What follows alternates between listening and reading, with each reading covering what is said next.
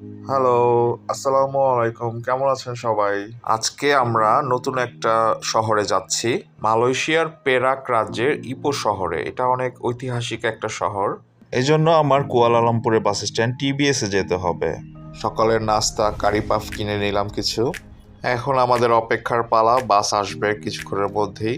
তো বসে আছি বাসের জন্য আমরা সবাই। প্রায় 150 রিঙ্গিতের মতো আমাদের ফেয়ার ছিল, আপ ডাউন। সকালে যাব, রাত্রে চলে আসব। তো বাস ছেড়ে দিল, বিসমিল্লাহ বলে শুরু করলাম আমরা। আমাকে বাদাম খাইয়ে দিচ্ছে। আমাদের যাত্রা শুরু করেছি 8টা বাজে, ওখানে যেয়ে পৌঁছাতে প্রায় 12টা বেজে গিয়েছে। খুবই স্মুথ একটা জার্নি ছিল। ইপোতে অনেক চুনা পাথর বা লাইমস্টোনের পাহাড় আছে, যেমন একটা দেখা যাচ্ছে। প্রায় 210-20 কিলোমিটার পার হয়ে আমরা ইপোতে আসলাম। আমরা নেমেই খেতে গেলাম। রুবায়েতের আর জেসিরটা অনেক মজার ছিল, আমারটা মোটেও না। লাঞ্চ শেষ করে আমরা ওয়েট করছি গ্র্যাবের জন্য। গুনুংলাং রিক্রিয়েশনাল পার্কে যাব। পার্কটা সবার জন্য ফ্রি, কিন্তু বোট রাইডিং এর জন্য 2 রিঙ্গিত করে নেয়। তো সুন্দর জায়গাটা, কিন্তু আমার আসলে এক্সপেকটেশন আরো বেশি ছিল। বোট রাইডিংটাই ভাল লাগছে আমার কাছে মেনলি। ইন্টারনেটে সবাইকে দেখি ইপোতে আসলে এখানে আসে, তাই আমাদের আশা। তোর বোটটি আমাদের লেকের কর্নার দিয়ে ঘোরাচ্ছে, দেখাচ্ছে আস্তে আস্তে করে। এটাই ভালো লাগতেছে খুব, পানির কাছাকাছি থাকাটা। প্রায় 5-6 মিনিট পরে আমাদের লেকের আরেক প্রান্তে নামিয়ে দিল। এখানে একটা পার্ক আছে। পার্কটা অনেক দিন আগে করা মনে হচ্ছে, কিন্তু এখন রক্ষণাবেক্ষণের অভাবের কারণে ততটা অ্যাট্রাকটিভ লাগতেছিল না।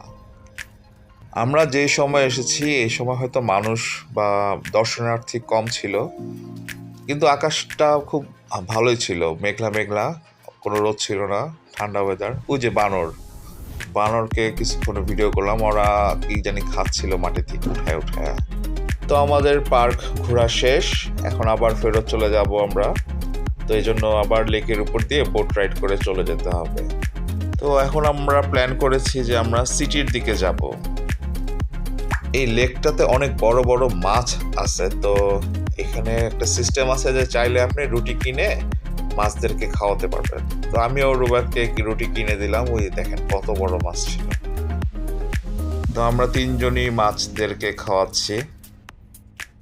এখন আমরা প্ল্যান করছি শহরে যাব। মালয়েশিয়াতে আমি কোথাও যদি ঘুরতে যাই, আমি ফ্রি থিংস টু ডু বা বিনামূল্যে বা কম টাকার মধ্যে কি করতে পারা যায় সেটা আমি দেখি। এখানে যেমন আমাকে সাজেশন দিয়েছে যে কিন্তা রিভার ওয়াকটা দেখতে। তো আমি দেখছি এটা নাকি ওদের রিভার। দেখেন ওদের রিভার কত চিকন, এই যে করে যাচ্ছে। তো হাঁটাহাঁটি করে আমাদের আবার একটু খাওয়ার সময় হয়ে গেল। তো এলাকায় দেখলাম যে মোহাম্মদ চ্যান নামে একটা পপুলার রেস্টুরেন্ট আছে, তো আমরা যাচ্ছি সেখানে। ওই যে এটা একটা মুসলিম ওন্ড চাইনিজ হালাল রেস্টুরেন্ট। বাহির থেকে দেখে বা ভিতরে ঢুকে আমাদের মনে হচ্ছিল যে খাবার বুঝি অনেক এক্সপেন্সিভ হবে, কিন্তু আসলে তত এক্সপেন্সিভ না। আমরা ডিমসাম, ওয়নথন, নাসি দাগিং, ice lemon tea, passion fruit drinks অনেক কিছুই খেয়েছিলাম ওখানে, ভালোই। এরপর খাওয়া দাওয়া শেষ করে বিকালের দিকে আমরা শহর দেখতে বের হলাম। Free things to do in Ipoh আমাকে বলছে যে হিস্টোরিক্যাল অ্যান্ড কালচারাল ওয়ার্কস করতে। তো আমিও এই জন্য হাঁটতে বের হয়ে গেলাম। এই হাঁটার মধ্যেই সিটিকে এক্সপ্লোর করতে হবে। যেমন এই যে আমরা মুরালস দেখছি। মুরালস হচ্ছে বড় বড় পেন্টিং যেগুলি ওয়ালে করে থাকে, এবং এই মুরালসগুলির একটা করে নামও থাকে। হতে পারে এটা কোনো হিস্ট্রি বিষয়ক, বা হতে পারে এটা কন্টেম্পোরারি যে কোনো কিছু। যেমন আমি মোরালস দেখছি যে বাচ্চারা দড়ি লাফাচ্ছে, বাচ্চারা হাইড অ্যান্ড সিক খেলছে, এরকম বিভিন্ন পেইন্টিং আছে। যেমন আই লাভ ইপো নামে মোরালস আছে। এখন আবার আসরের আজান দেওয়ার কারণে আমরা চাচ্ছি যে আসরের নামাজটা পড়ে আবার আমরা মোরালস দেখতে বের হব। কাছেই একটা মসজিদ ছিল, আমরা মসজিদে যাচ্ছি। এখানকার মসজিদগুলিতে আবার ছেলে মেয়ে সবাই যার যার আলাদা ঘরে নামাজ পড়তে পারে। তো আমি আর রুবায়াত প্রথমে আমাদের নামাজ আদায় করলাম, পরে জেসিও তার নামাজ আদায় করে নিল আসরের। ভিতরে আমরা কিছুক্ষণ বসে সময় দিচ্ছি জেসির নামাজ শেষ হওয়া পর্যন্ত। এই মসজিদটির নাম ছিল মসজিদ পাংলিমা কিন্তা। এখান থেকে বের হয়ে আমরা যাব আবার মুরালস দেখতে। এখন এই যে কিছু মুরালস দেখলাম, কফির মুরাল। এটা হচ্ছে ওদের একটা নদী নাকি বলে ওরা, কিন্তা নদী। দেখেন নদীর কি চেহারা, হা হা হা। নদী পার হয়ে আমরা ওপারে একটা পার্কে যাচ্ছি, ইপো রিভার ফ্রন্ট পার্ক। পার্কটাতে বেশি সময় না দিয়ে আমরা বরঞ্চ চিন্তা করছি যে আমরা মুরালস বা শহরের অন্য অন্য জায়গায় আমরা যাব। কিছুক্ষণ এখানে রুবায়াত সময় দিল। আপনার যদি মন খারাপ থাকে এখানে আপনি এসে পাবলিক পাঞ্চিং ব্যাগে কিছু ঘুষি মারতে পারেন, মন ভালো হয়ে যাবে। এখানে আবার ছাতার রাস্তায় আসলাম। তো বিকাল হয়ে যাওয়ার কারণে আমাদের একটু চায়ের তৃষ্ণা পেয়েছে, আমরা একটু চা খেতে আসলাম। এখানে এসে দেখি এক বাংলাদেশি ভাই চায়ের দোকানে কাজ করে। তো হাঁটতে হাঁটতে পাশেই দেখি একটা গলির ভিতরে আবার অনেক দোকান, ছোট ছোট অর্নামেন্টসের দোকান, গিফট শপ, সুভিনার শপ, খেলনার দোকান, ক্যাফে, বার, অনেক কিছুই আছে এই গলির ভিতরে। যেহেতু এটা একটা ট্যুরিস্ট এরিয়া, সে কারণে এখানকার জিনিসগুলির দাম অনেক বেশি। তো আমরা নেওয়ার মতো কিছুই পাচ্ছি না, যাই হাত দিই তাই দেখি অনেক দামি জিনিস। আমরা শুধু একটা ফ্রিজ ম্যাগনেট কিনলাম এখান থেকে 10 রিঙ্গিত দিয়ে।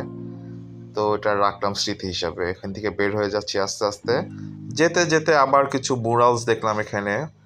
আমরা এখন যাব একটা ক্লক টাওয়ার দেখতে। আসলে এই হাঁটার মধ্য দিয়েই আমরা মালয়েশিয়ার ইপো সম্পর্কে অনেক ইতিহাস ঐতিহ্য সম্পর্কে পরিচিত হয়েছি। এই মুরালসগুলি দেখেও আমরা অনেক কিছু জেনেছি, এখানকার হিস্ট্রি, কন্টেম্পোরারি বা এখানকার আইডিয়াসগুলি। এই যে সেই ক্লক টাওয়ার, এটা হচ্ছে বাচ মেমোরিয়াল ক্লক টাওয়ার। এই ক্লক টাওয়ারের পাশেই সুলতান ইদ্রিস শাহ II মসজিদটি আছে। আবার তার পাশেই ইপো টাউন হল, একসাথে অনেকগুলি স্ট্যাবলিশমেন্ট। আবার তার পাশেই ইপো ট্রেন স্টেশন।